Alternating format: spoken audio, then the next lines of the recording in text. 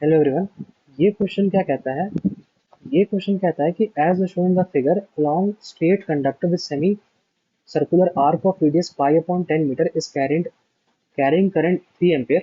The magnitude of magnetic field at center O arc is, ठीक है। तो मतलब कि इस पॉइंट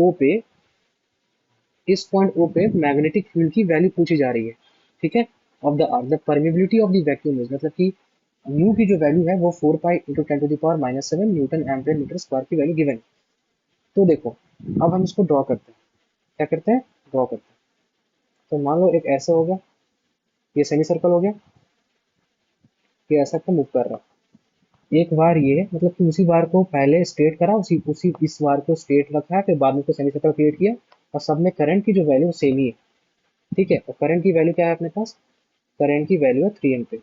और इस पॉइंट ओ पे अपने को नेट मैग्नेटिक फील्ड की वैल्यू पूछी जा रही है, ठीक है। अब देखो, मैं इसको मान लेता हूँ वायर 1, इसको मान लेता हूँ एन एलिमेंट 2, और इसको मान लेता हूँ एलिमेंट 3। अब देखो, ये जो वायर है ना, ये इसी मतलब इस पॉइंट ओ पे चाहिए और अलोंग द एक्सिस ही लाई कर रहा था। कॉस मतलब कि जो उसकी नेट मैग्नेटिक फील्ड की जो वैल्यू आ जाएगी वो जीरो आ जाती है। जब भी वो पॉइंट पे मैग्नेटिक फील्ड की वैल्यू पूछी जाए और वो वायर उसी एक्सिस पे जब भी लाई करता है, तो जो मैग्नेटिक फील्ड की वैल्यू आती है वो क्या होती है? जीरो हो जाती है। तो क्या मैं कह सकता हूँ V1 is equal to V2 is equal to zero. तो अब जो सिर्फ नेगेटिव फील्ड आएगा वो सिर्फ और सिर्फ आर्क के कारण ही आएगा।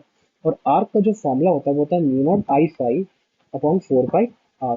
यहाँ पे आर क्या है? यहाँ पे मैं आर मान लेता हूँ रेडियस को, ठीक है। अब देखो, रेडियस की वैल्यू क्या गिवन है अपने को? रेडियस की जो वैल्यू गिवन है अपने को वो है pi by 10 metre. Pi by 10 metre. Current current की वैल्यू क्या है अपने पास? करंट की वैल्यू अपने पास है 3 एम्पियर। करंट की जो वैल्यू गिवन है वो अपने पास है 3 एम्पियर, ठीक है। तो सब वैल्यू अपने नोट आउट कर लिया। अब देखो, फाइव क्या है? देखो बता रहा हूँ, ये होता है फाइव, मतलब कि फाइव होता है angle subtended at the point from which we have to find the magnetic field, ठीक है।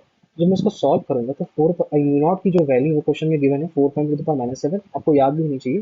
करंट की वैल्यू 3 एम्पियर, और फाइव की वैल्यू क्या है? पाई हो जाएगी। यहाँ पे देखो, ये एंगल क्या है? 180 डिग्री, मतलब पाई। पाई मतलब रेडियन में ले रहे हैं इसको, ये हो गया 4 पाई। रेडियस की वैल्यू क्या गिवन है? रेडियस की value pi upon 10 metre. Pi upon 10 metre. तो पाई से पाई कटा, 4 पाई से 4 पाई कटा, तो क्या होता है? 3 × 10⁻⁶ टेस्ला। तो इसका आंसर क्या हो जाएगा? अब हम इसको लिख सकते हैं कि बी नेट, मतलब बी नेट की जो वैल्यू आई वो होगी B1 plus B2 plus B3। तो ये वैल्यू जीरो हो गई, तो ये हो गया 3 माइक्रो टेस्ला।